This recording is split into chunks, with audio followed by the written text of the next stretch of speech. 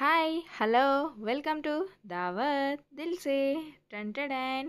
ఈరోజు easy tasty lunch box recipe చాలా బాగుంటుంది, చాలా క్విక్గా అయిపోతుంది.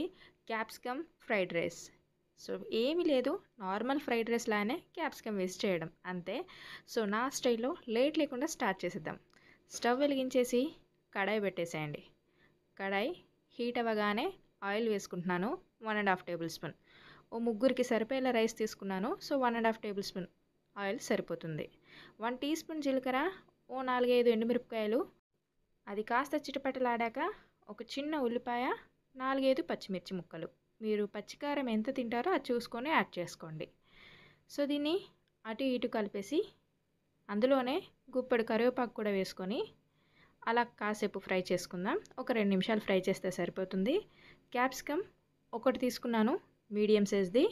ఇలా కట్ చేసి వేసుకుంటున్నాను. కావాలి అనుకుంటే పొడుగ్గా సన్నగా కూడా కట్ చేసినా బాగుంటుంది. క్యాప్సికమ్ కాస్త వేగిన తర్వాత అల్లం వెల్లుల్లి paste 1/2 teaspoon, 1/4 teaspoon పసుపు వేసుకొని అల్లం కాస్త పచ్చివాసన పోయి మన క్యాప్సికమ్ కూడా కాస్త ఫ్రై అయితే బాగుంటుంది. చూస్తున్నారు కదా, ఈ విధంగా. తర్వాత ఒక మీడియం సైజ్ టమాటోని కట్ చేసి వేసుకుంటున్నాను. దానిపైన సాల్ట్ వేసుకొని ఇలా ఫ్రై చేసుకుంటే టమాటోలు తొందరగా మెత్తగా ఉడికిపోతుంది.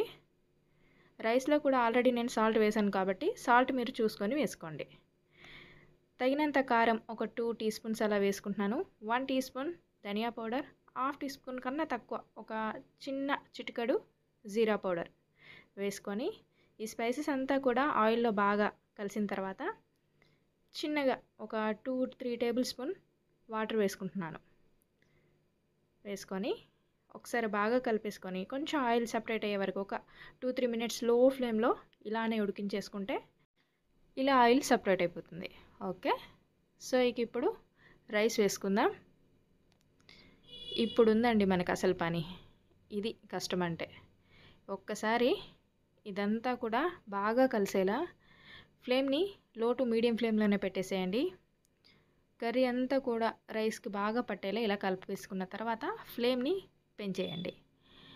నేను ఒక 1/2 లెమన్ జ్యూస్ వేసుకుంటున్నాను. అలాగే కట్ చేసి పెట్టుకున్న కొత్తిమీర ఆకు, మీ దగ్గర ఉల్లి ఆకు ఉంటే అది కూడా వేసుకోండి. పుదీనా ఆకు ఉంటే అది వేసుకోండి, చాలా బాగుంటుంది. మెంతి ఆకు ఉంటే ఆయిల్లో వేసుకోండి, అంత చేదు రాదు మనకి. ఒకసారి ఇలా పొగలు బాగా వచ్చే వరకు ఒక 5 మినిట్స్ వరకు బాగా కలిపేసుకోండి. టేస్ట్ చూస్తున్నాను, సాల్ట్ అడ్జస్ట్ చేయడానికి కాస్త చప్పగా ఉంది, లైట్గా సాల్ట్ వేసుకొని మళ్ళీ ఒకసారి కలిపేసుకుంటే లంచ్ బాక్స్ అలాగే బ్రేక్ఫాస్ట్ ఏదన్నా అనుకోండి సూపర్గా ఉంటుంది. దీన్ని మాత్రం వేడిగా తింటే ఆ మజానే వేరు, చాలా బాగుంటుంది. సో నేనైతే ఆగలేనండి ఫ్రైడ్ రైస్ చూస్తే. ప్లేట్ పట్టేసుకున్నా, ఆల్రెడీ వేసుకుంటున్నాను. సో చూస్తున్నారు కదా, సూపర్గా ఉంది. పిల్లలకి పెద్దలకి చాలా ఈజీగా క్విక్గా అయిపోయే రెసిపీ.